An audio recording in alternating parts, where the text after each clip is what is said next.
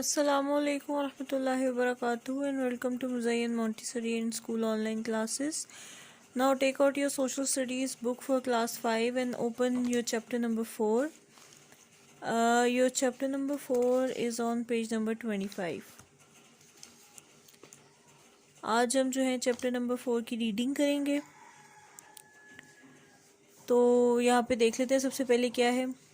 Chapter number 4 the polar region and exploration. Polar regions कौन से regions होते हैं? ये वो रीजन्स होते हैं जो नॉर्थ पोल और साउथ पोल के करीब होते हैं। ठीक है, यहाँ पे हम इसकी जो है वो देख लेते हैं, डेफिनेशन देख लेते हैं proper. The polar regions are the area of the earth around the north poles and the south poles. They are found within the Arctic and Antarctic circles. ये वो रीजन्स होते हैं जो नॉर्थ पोल और south pole के पास होते हैं और ये आर्टिक और एंटार्क्टिक सर्कल के अंदर पाए जाते हैं। ठीक है, these areas are so remote and the climate so harsh that people do not go there very often. ये एरियाज क्या हैं? ये ऐसे एरियाज हैं जहाँ का क्लाइमेट जो है वो बहुत सख्त है और इस जगह का सख्त क्लाइमेट होने की वजह से जो है ना लोग यहाँ पे नहीं जाते अक्सर। They were the last area of the earth to be explored. ये वो रीजन्स थे जो सबसे आखिर में जो है ना ढूंढे गए हैं दुनिया में।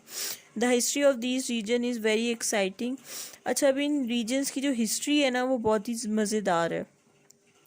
Many expeditions have taken place. बहुत सी जो हैं वो सफ़र के लिए लोग जो है इस जगह पे निकले हैं।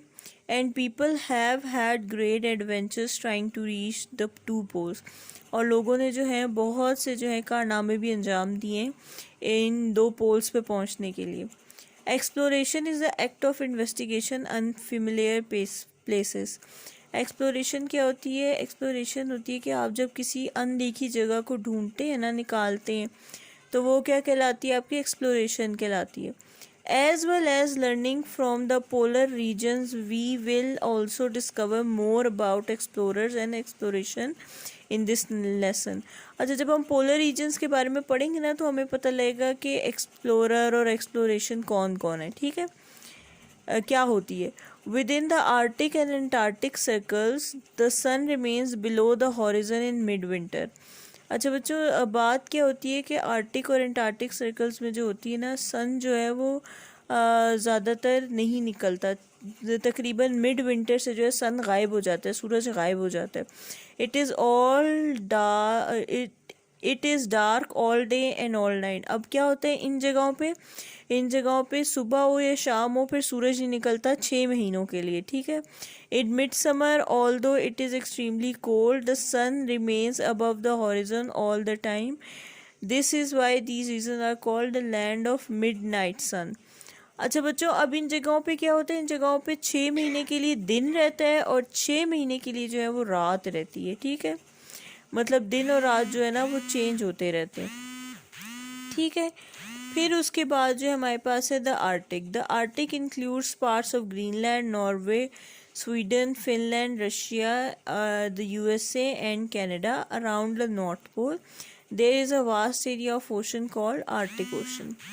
अच्छा बच्चों, अब यहाँ पे हम देख सकते हैं कि सिचुएशन क्या है हमारे पास, कि ये जो एरियाज़ है ना, जो कंट्री है ये आर्टिक सर्कल में आती है और कौन सी पोल के पास है? नॉर्थ पोल के पास है।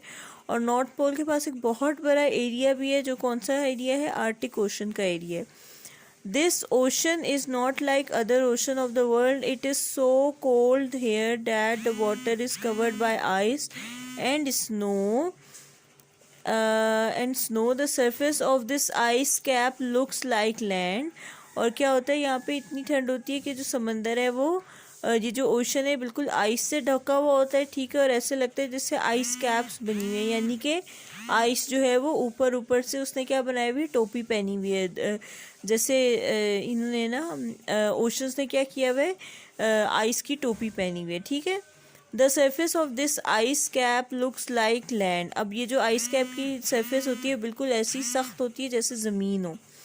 ठीक है, फिर उसके बाद वो कह रहे it has high ridges and deep crevasses. अब क्या होती है? बहुत जो है नुकीली जगहें होती हैं और बहुत ठंडी जगह होती हैं। During the summer months much of the ice on the edges break. Away from the ice cap. और क्या होता है, आइस कैप की एजिस से जो है ना, कोनों कोनों से जो है ना, बहुत सारी आइस जो होती है वो टूट जाती, गिर जाती है।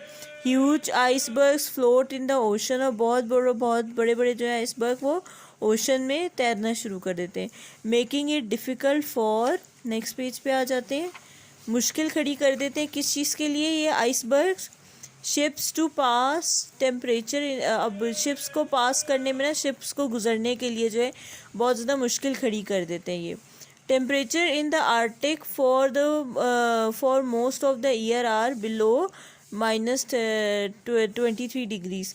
अब 23 डिग्रीज से, -23 डिग्रीज से नीचे ही रहता है यूजुअली आर्टिक में जो है वो मौसम।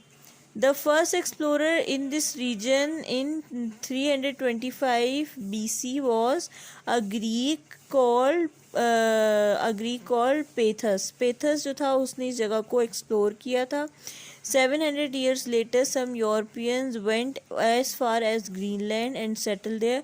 और फिर क्या हुआ था कि 700 years के बाद क्या हुआ, 325 के 700 years के बाद क्या हुआ कि कुछ यूरोपियंस जो थे वो ग्रीनलैंड के अंदर सेटल हो गए। अब वो क्या कह रहे हैं, today only the southern part of Greenland is inhabited. अब क्या है, सिर्फ सदर्न पार्ट जो है ग्रीनलैंड का वो ऐसा है जहाँ पे कोई ज़िंदगी नहीं है। The first man to reach the pole in the 20th century was an American called Robert Edwin Peary in 1909। अब वो कह रहे हैं 99 के अंदर जो था पहला आदमी कौन था जो नॉर्थ पोल पे गया था, वो एक अमेरिकन था, उसका नाम क्या था, रॉबर्ट एडविन पियरी। अब वो यहाँ पे क्या कह रहे हैं, the people of the arctic region are called Inuit. अच्छा, आर्टिक रीजन के लोग क्या कहलाते हैं, Inuit, because there are no trees, क्योंकि कोई ट्री नहीं है। तो क्या होता है, Inuit use to build their houses called igloo. अब इन्यूट क्या करते हैं, अपने हाउसेज जो है वो इग्लू से हाउसेज बनाते हैं, ठीक है। और वो किसके होते हैं, ब्लॉक्स और स्नो के बने होते हैं, यानी कि किसके बने होते हैं, स्नो के, यानी ये जो आइस होती है इसके। Now they live in houses made of isolated material for transport. They use kayak, transport के लिए कयक यानी light boat made of animal skin stretch over a frame. इसकी केयक्स जो है वो यूज़ करते हैं चलने फिरने के लिए। Now they also use motor boats, और अब क्या करते हैं, मोटर बोट्स भी यूज़ करते हैं। On land they use snowmobiles and they also use dog drawn sledges. Sledges भी यूज़ करते हैं ये लोग, ठीक है ना। These strong furry dogs are called huskies. ये जो huskies खींचते हैं ना उनको sledges कहते हैं। The Inuit hunt seal. अब ये किस किस चीज़ों को हंट करते हैं, सील्स को, जो सी लाइन्स होती है, वलरस को और वेल्स को, and catch fish. In the old days Inuit used spears but today they have guns and harpoons. पहले क्या होता था, वो नेज़े यूज़ करते थे, मगर अब क्या उनके पास गन्स हैं और हार्पन्स हैं, ठीक है। अच्छा बच्चों, यहाँ तक हम आज पढ़ लेते हैं, ठीक है। इंशाल्लाह नेक्स्ट टाइम जो है हम यहाँ अंटार्कटिका से स्टार्ट करेंगे। नेक्स्ट टाइम तक के लिए अल्लाह हाफ़िज़।